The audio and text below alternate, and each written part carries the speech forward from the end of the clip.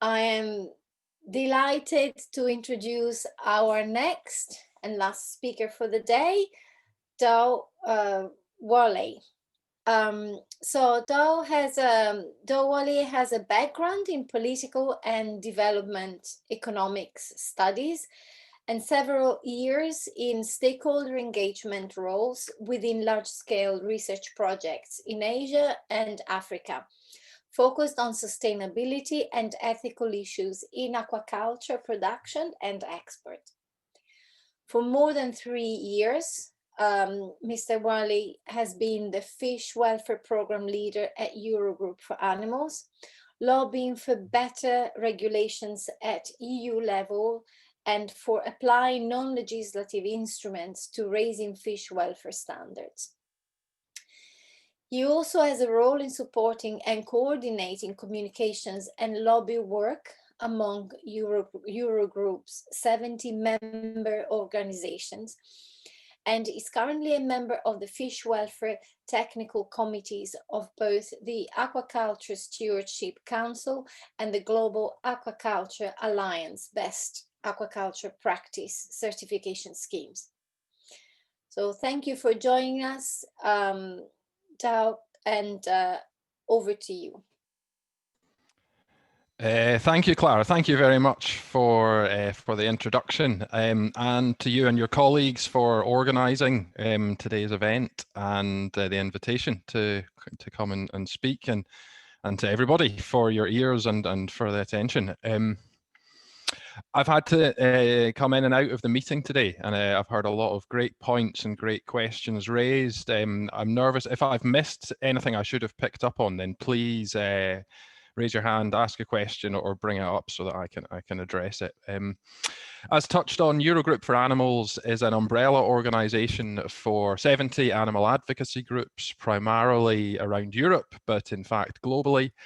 And our main activity is political lobbying of the political institutions in Brussels on behalf of all of our members. And we also have a sort of coordinating role and networking role with our member organisations as well. And so to give you a European perspective today, I'm going to start off by sharing with you some results from an opinion poll carried out across Europe on fish welfare, and then I'm going to go on to tell you a bit about some of the activities that I've been involved in recent years, and what we can see coming ahead of us with more strands of work emerging, and hopefully through that I'm sharing with you and giving you some insights into quite a wide range of different activities that are underway and working to improve the welfare of fish. So I will start off, let me share my screen. Slightly primitively use this infographic, and hopefully you're all seeing that appropriately. To talk about where is European public opinion and knowledge really at on fish welfare.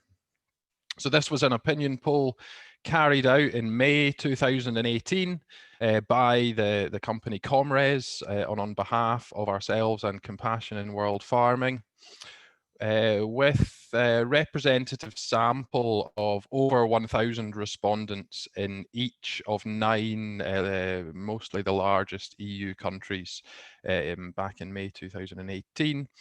And we were setting out to try to understand a sort of baseline of what do people really know and what do people really think. And the first set of results sort of across the top here, so a first look at what do people know and what do people think about fish welfare. And the overall conclusion is people really recognise that fish are sentient and feel pain, and that fish welfare should be better protected. Can see 65% of people recognizing fish as sentient, and the same number recognizing them as capable and experiencing negative emotions. Only 55% thinking fish experience positive emotions, 62% recognizing them as intelligent, and a huge 73% recognizing that fish feel pain. So a real sign there that the idea of fish as unfeeling automatons is coming to a point where that is a thing of the past, and we're moving beyond that. And the magic 79% figure there of people think that the welfare of fish should be better protected than it is now, and that it should be protected to the same level, same extent as for other animals that we consume and eat. So moving down here, we explored why people want welfare guarantees. What does it mean to them? And in the figures arranged in a circle there are exploring the product characteristics that consumers find important when they're choosing and making decisions and buying fish. And we can see quality and freshness up the top there by a long way. Cost, hugely important. Whether the fish was farmed or wild caught, very closely followed by the environmental impact. Where does the fish come from? Overfishing, welfare further down. A survey that's been repeated many times, and quite familiar results, that quality and freshness and sustainability factors are right up there. And next to it there, in the sort of segmented fish, we've got an indication of if the word welfare is or was on the packet. What does that tell you? What do you think that means? And we can see that half of people, and that the highest answer was that means that this is a quality product. And then it tells 40% of people that it's a sustainable product. And then the next most powerful message coming with it is that it's a tastier product, and it's a fresher product, and it's a safer product. So the takeaway message here is that in seafood retailers, they're always having a hard time communicating the wide range of product attributes and qualities they have to the consumer, when they're missing that actually welfare as a word, it means it's an umbrella term. It tells the consumer everything that they are, or the most important things that they want to know about fish when they're buying fish. Moving down this line of circles, there's a little more information, a little more detail on how people's understanding of fish welfare and what's relevant to it. And we find people have really highlighted the same factors that advocates and academics have identified as most important factors related to fish welfare. Clean water quality up the top, fish health, exhibiting natural behaviors, that's a theme that keeps coming back, humane slaughter, all in there. And finally, out of this survey, and just represented in text at the bottom here, perhaps maybe the most dramatic or most interesting finding out of the survey was that people think that the word sustainable on a fish packet today means that farmed fish was raised in an environment that allowed it to exhibit natural behaviors. They think that they've already got that guarantee on the packaging, but in fact it's not part of the sustainability package that's out there and available to consumers. And also that with a more hypothetical or an ideological question about what should, not what does sustainability tell you, but what should sustainability tell you, in a ranking exercise, then that ability to exhibit natural behaviors came out on above all environmental and social and welfare issues that were included. So there's a quick overview on our 2018 sort of baseline of where is European civil society at.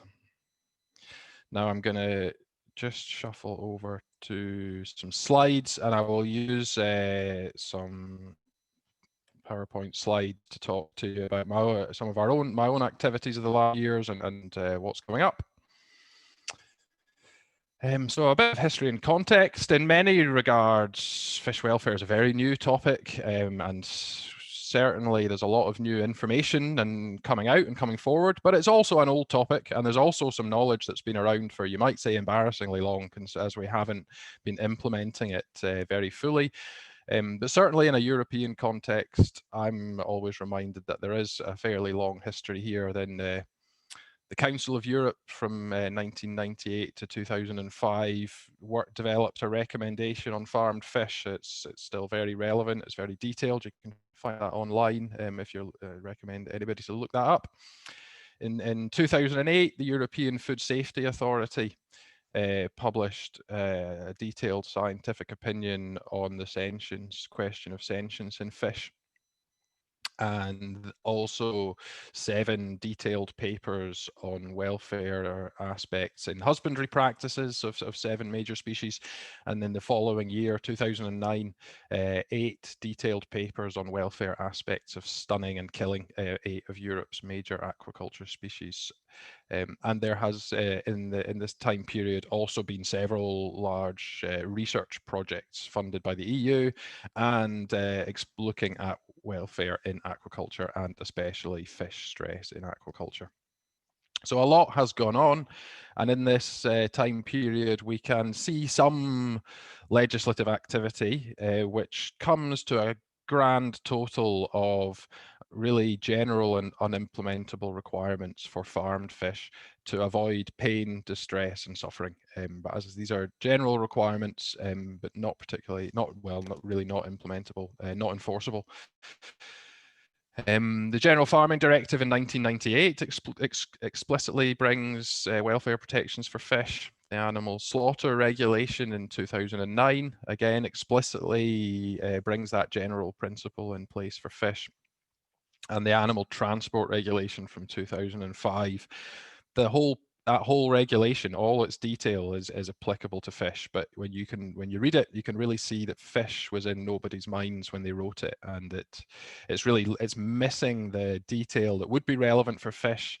It contains lots of things that are just not at all relevant or could be damaging for the welfare of fish if they were implemented. So on a legal reading of the words, there's a full regulation there, but there's nothing there.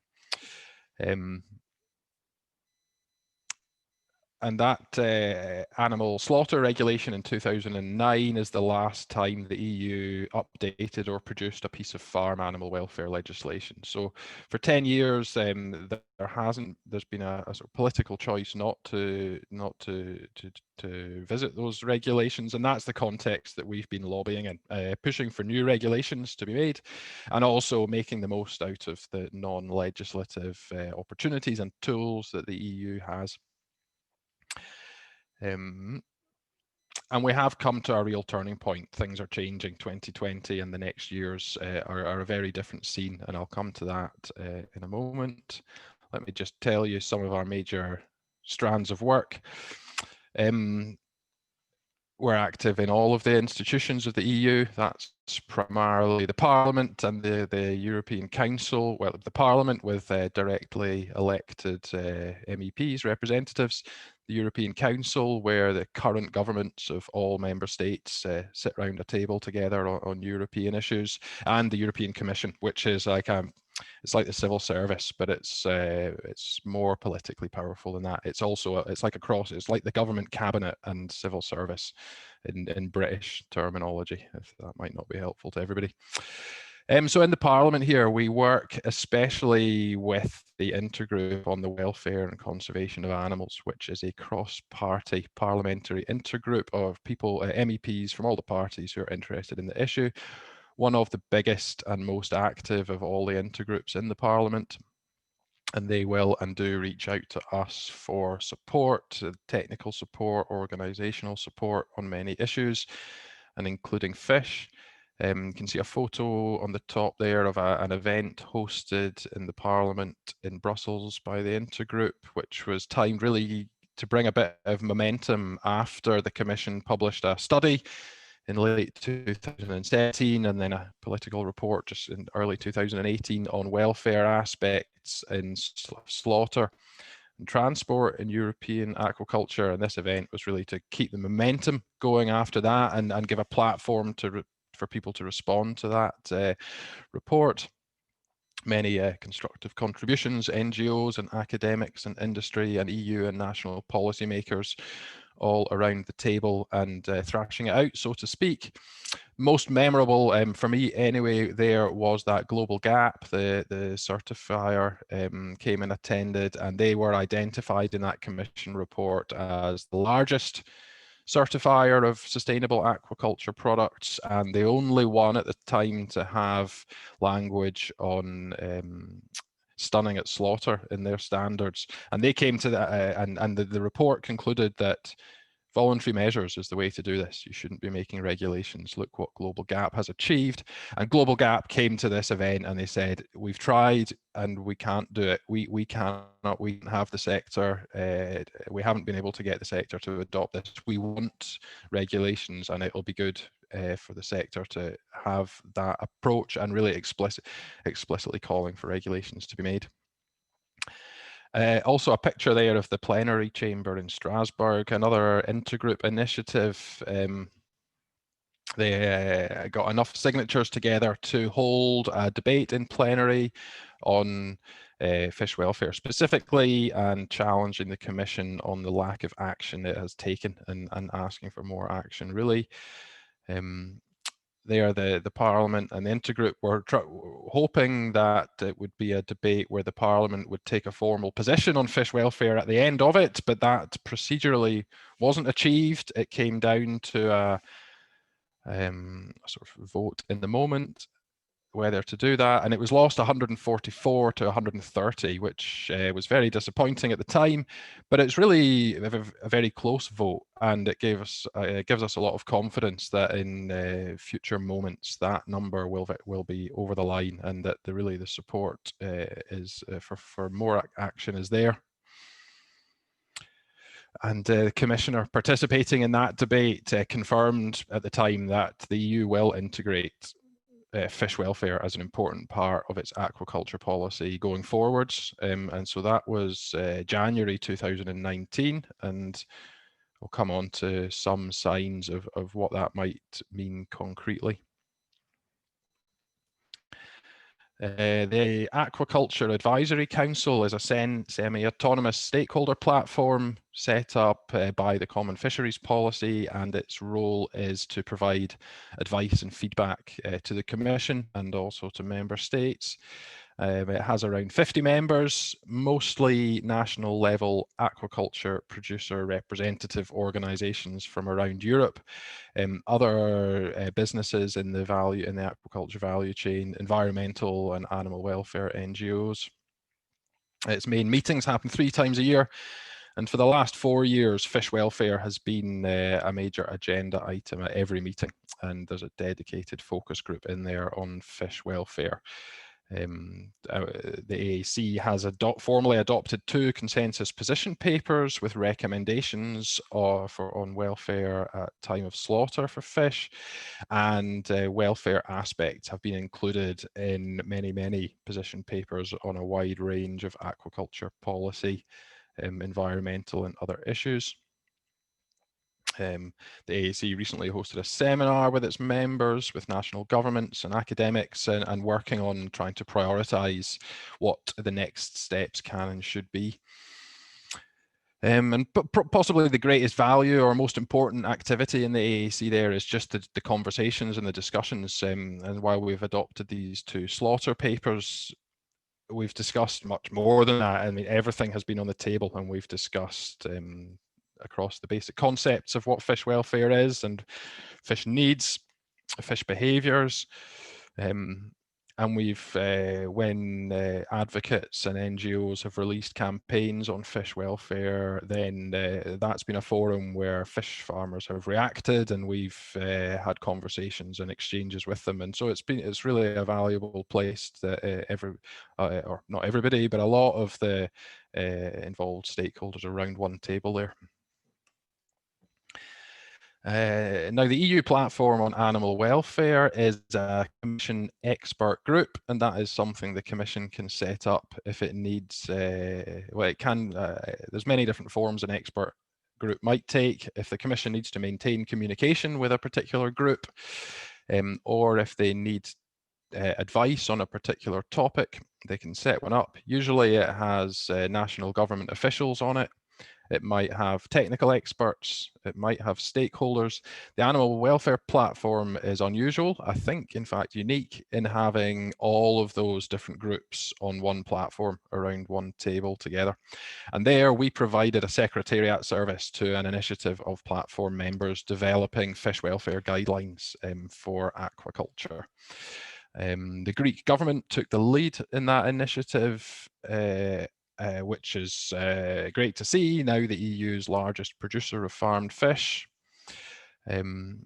Also participating Spain, Italy, Denmark, Germany and Norway, and other members including the RSPCA, Compassion in World Farming, International Society for Applied Ethology, Federation of Veterinarians of Europe, Federation of European Aquaculture Producers, and the European Forum of Farm Animal Breeders, plus independent academics. So really a great group of very knowledgeable, experienced and relevant people. And between late 2018 and early 2020, a set of guidelines on water quality and handling for the welfare of farmed fish was produced. They have no legal force, but they have been very formally endorsed unanimously by all members of the platform. So that is all EU governments and EEA governments, so catching Norway and Iceland and Liechtenstein there, and international organizations, the OIE, the FAO and the World Health Organization. The subgroup also developed species-specific chapters for some of Europe's major aquaculture species, but they could not be sent from the subgroup. We couldn't find the agreement needed in the subgroup to send them to the platform, so they are given to the Commission, and we hope for next steps or another project to find consensus and agreement around the detail, the real nitty-gritty detail there. I will quickly mention Scarfish as another committee where we're involved. A body of member state officials working closely to fishery and aquaculture research, and we worked with them on a report on fish welfare research gaps and another on avoiding disease in aquaculture. We were expecting to see those reports reflected in research priorities going forward.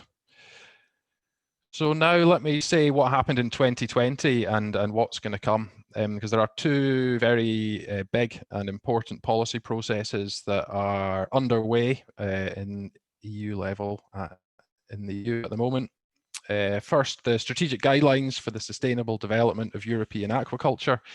This is a 7-year headline strategy document for European aquaculture. No legally enforceable standards, but it sets objectives and priorities, and it sets the scope of what activities are eligible for EU subsidies, access to EU subsidies, and priorities for technical assistance and research programs. And so the last version from 2013 doesn't have the word welfare in it, and that we don't know what's in this document, and it's late, but it's expected to be finalized and published in the spring or by the spring of this year. But first half and middle of last year, the Commission was consulting with stakeholders with draft outline documents, and so we don't know what's coming, but we have seen an indication of what they want to achieve or what ideas they set out with or what might come. And there was a suggestion there of quite a prominent fish welfare section, and working on a welfare code of best practice for the industry, mapping of best practices, developing new best practices, developing welfare indicators, also prioritizing a shift to low trophic species. And there will be a separate strategy coming to support the growth of algae farming. So, and that'll be a very significant document for the next 7 years, and we will see that hopefully in some months. And then the farm to fork strategy is completely changed the environment for us, or the EU approach to animal welfare. As I mentioned, there hasn't been a new farm animal welfare regulation for over a decade now, and the Farm to Fork strategy announced the review of all of the EU's farm animal welfare legislation. So that process has started. It's all being reconsidered. Transport and slaughter rules have been highlighted for as priorities, but there's a strong drive from many sides to make new rules on the farm as well. And it has an explicit objective of expanding the scope of the legislation, so that's good for fish. And in fact, in the paragraph of the Farm to Fork strategy that describes this and announces this legislative review, the strategic guidelines for sustainable aquaculture are seated into that paragraph, and it says that strategic guidelines will contribute to revising the animal welfare legislation. So this very broad legislative review has been initiated. It'll take about 4 years or more possibly to run through, and fish are really very well positioned to come out of that with some actual legislative protection. I'll just quickly say the main stages of that process. This year, the Commission will finish carrying out a fitness check. So they're looking backwards at the implementation of the old legislation, what worked, what didn't work. Next year, there will be impact assessments of different options that they have, and that process will establish key objectives that new legislation should address. And then in 2023, the Commission will draft legislative proposals for what new regulations should look like. And they will send that to the European Parliament and to the European Council, who will look at them and do what policymakers do: add bits, take bits out, change bits, improve them, hopefully not make them worse. And then at the end of that process, the Parliament and the Council and the Commission, they come together again and they say, what did you do? What did you do? What did you do? And they will come up with a single version. And 2024, 2025, we're fully expecting to have new farm animal welfare legislation on the books. I forgot to use slides. Look, they weren't so exciting.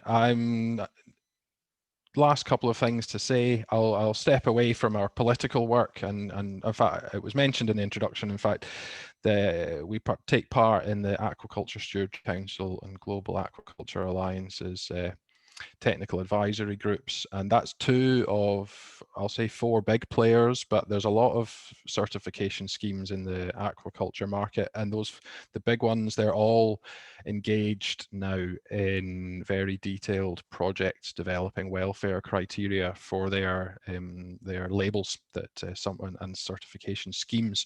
So we can see legislative progress coming, and absolutely also the market mechanisms are also heading the same direction very rapidly.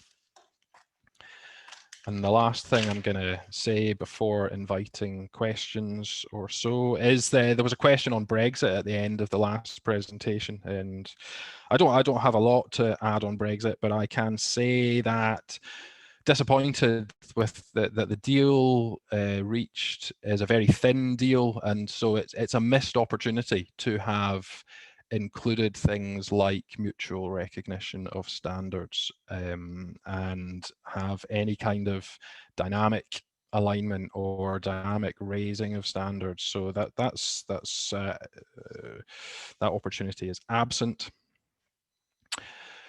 If you look at the arrangements where the EU has annual quota negotiations rather than it's within its own waters, and it's got its own system, and I won't go into that, but with Norway, they famously have annual negotiations, also with Iceland, Greenland, and in all of these cases, those fishing levels every year get set much higher than the scientific advice says they should be. Whereas, you know, under the EU system at the moment in the North Seas, actually the quota setting is much closer to the scientific advice on what's sustainable.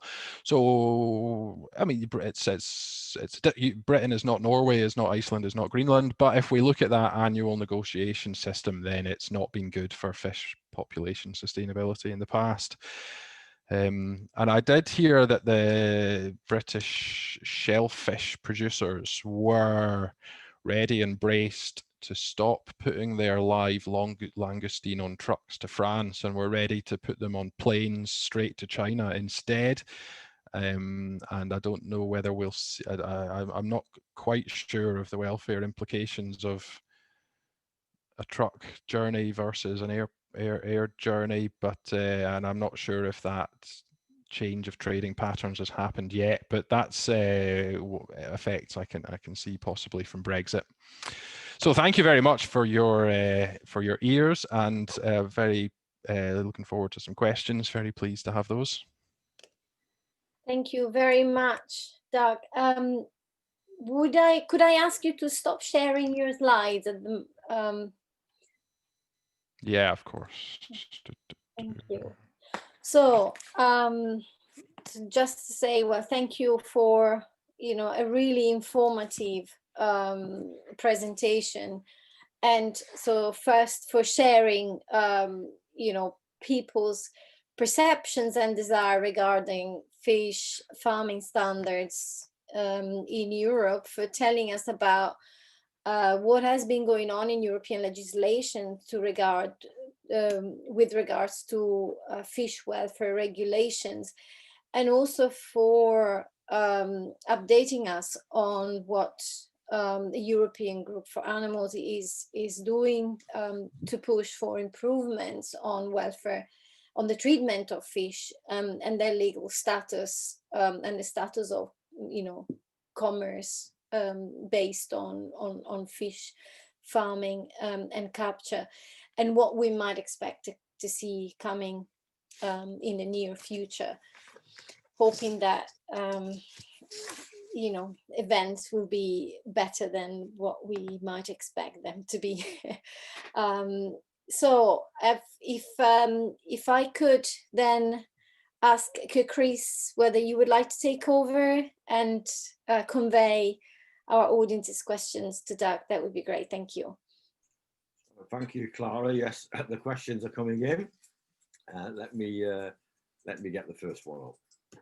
So this is a question from Dr. Christina Nellis again, and Christina says, when I lived in the Seychelles, I learned that fish for the sushi market in Japan receives regular electric stunning to keep them alive and thus fresh until the boats docked in Japan. Is this method used to keep fish fresh for the EU-UK market?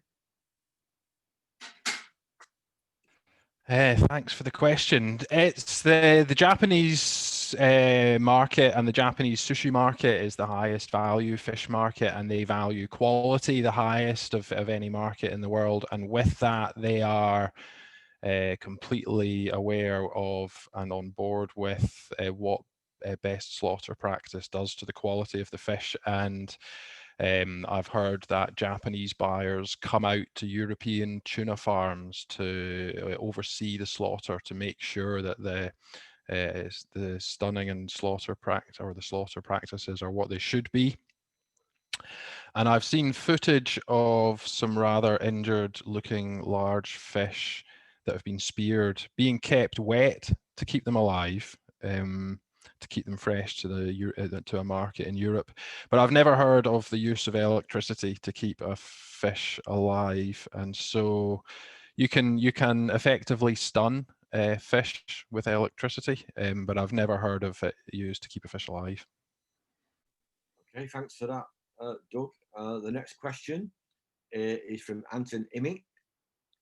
Doug, thanks for that details. Do you have positions on aquaculture species produced outside of the EU but imported for consumption here, like shrimp? There's a lot of work going on for these species outside of Europe.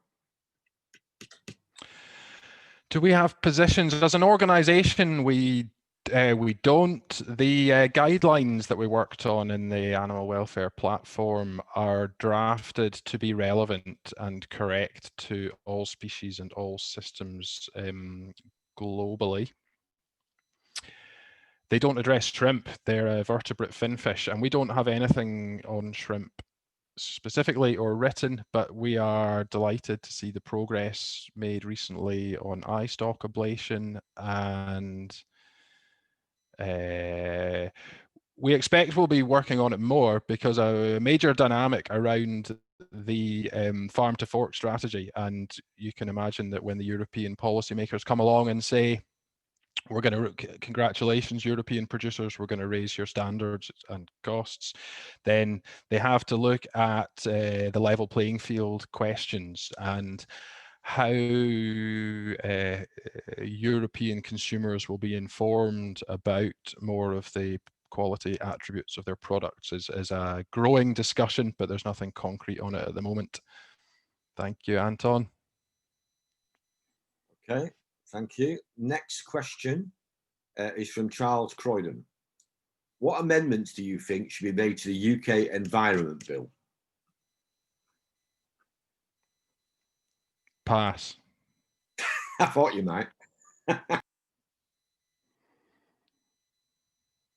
I'm sorry, I don't know. I don't know what's in it, and I don't know what it's trying to do. I'm sorry. Okay. I will just say that Doug works in Brussels rather than in Westminster. So, yeah, and we have left the European Union. Yeah, so, and I'm a decade since I lived in the UK, so I'm sorry. I've got a bit of accent, but not much more. So the next question is from John Garrett. Again, I'm sorry about it. With the UK leaving these mechanisms, how do we encourage equivalent stakeholder engagement and pressure on the United Kingdom government going forward?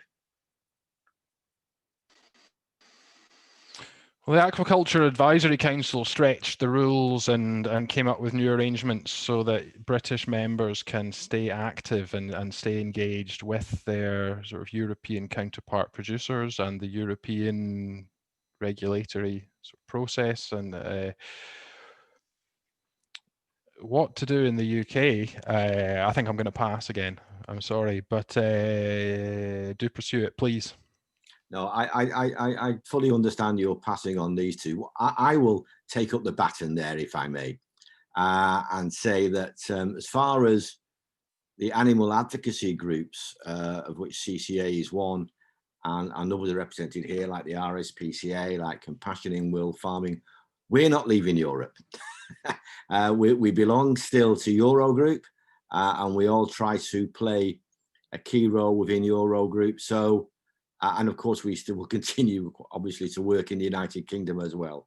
So we will try and, in our own way, bridge that gap, if we can, bridge the channel 26 miles between the Europe mainland and the UK as far as animal advocacy is concerned, working with our other mainland colleagues in Eurogroup and more globally. So we will continue to pressurise the UK government and UK politicians of all parties on increased animal welfare.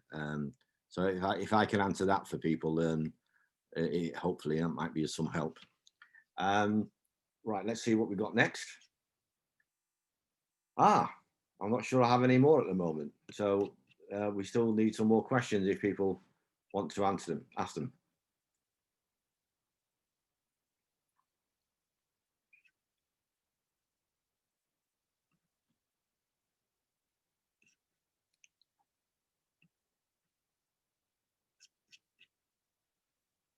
Okay, we'll give it a little minute or see if you have any more questions for Doug. Now's your chance. Now's your chance.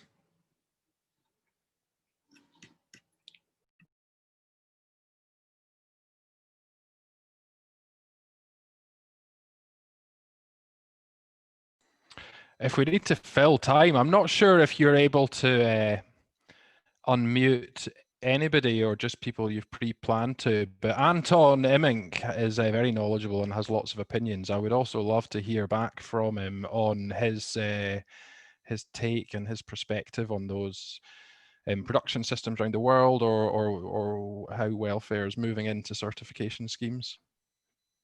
I've just got another question while you were saying that. So I'll ask that if I may. And again, it's from John Garrett. Do you see moves to improve catch welfare in commercial fisheries? A very small number. There's a Dutch company that has just got its second flatfish boat that has stunning equipment on it. But I mean, they've been earnestly working for years to integrate it, but it's not really delivering an effective stun. There's a company with one large cod boat in North America that also has stunners on it.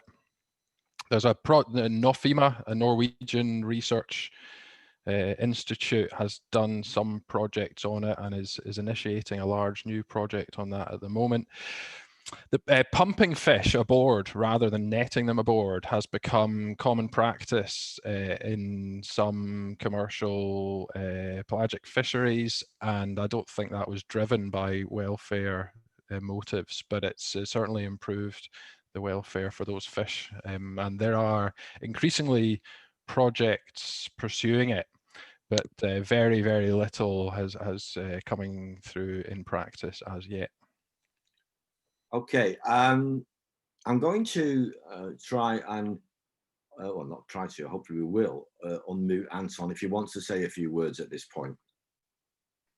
Thanks very much for that, Chris. And Doug, thanks for putting my name forward, dropping me in it. So yeah, I work for an organisation called Think Aqua. So we've had association with some of the organisations who are working in shrimp, as Doug mentioned, on the eye stalk ablation. And that work was funded in part by the Global Aquaculture Alliance, that are one of the key certification organisations that Doug mentioned. And I'm also working with a couple of companies who have been working on tilapia welfare, a project in Brazil, developing a suite of measures. So tilapia, also called St. Peter's fish, originates in Africa, but is farmed all over the world now, and in areas where typically welfare isn't a major issue. So I found it quite inspiring to see that there are industries elsewhere in the world who are also really starting to discuss issues of welfare and work on issues of welfare quite seriously. So yeah, the Brazilian tilapia industry is one industry that has developed its own standards related to welfare. Maybe that's of interest outside of the EU as well. Thanks for that, Anton. That's very helpful. I've just got another question coming in, and this is from Lorraine, and Lorraine Platt, I think, and she says, "Thanks, Doug, for your talk. How do we encourage governments worldwide to ban super trawlers in their waters?"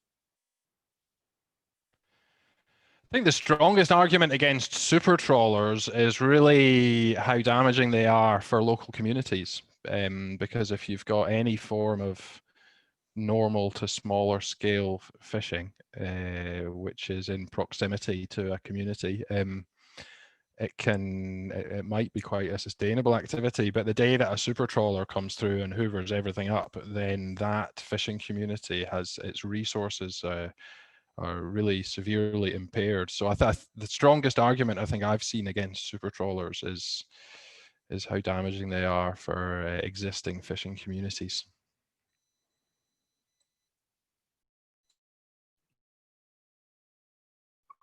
Sorry, keep muting myself. Sorry about that. We've got another question here from Dr. Christina Nellis. How can we calculate the pain and suffering of stunning fish? So you can see other people on the call who might have a better answer than me. I'm not sure how to calculate it. I mean, I can immediately think of in a digital way. You can show that there's brain activity or not, but I don't have a good answer for how you might measure or grades of it or take more detail. Okay, we have another question which I'll I'm mischievously going to ask you anyway, though it's probably more aimed at me. So I'll take it up at a later time rather than now. But I'll ask the question anyway, so the audience can hear it. And it's from John Baker again, and it says, during the season of Lent in the US, Catholic churches sell fried fish on Fridays. How can we pursue change in this tradition? And I said, I'll put you on the spot, Doug, but I expect to answer pass again on that one and pass it back to me. And I will have a chat with Joan about that offline, so to speak. But I wanted the audience to be aware of that question, because I think it's very, very valid certainly from Catholic Concern for Animals perspective. Right, I don't think I can see any more questions, and we are, as we have been all day, running a little bit behind schedule, which is fine, absolutely fine. It shows the engagement of everyone here with questions, which is really, really encouraging. So, but I'm going to now say thank you for that, Doug. I look forward to seeing you again when we can. We haven't seen each other for a while due to the travel restrictions, but hopefully that will ease later this year, and we'll be able to see each other in person, though of course we communicate regularly via electronic means. And I'm now going to hand back to Clara.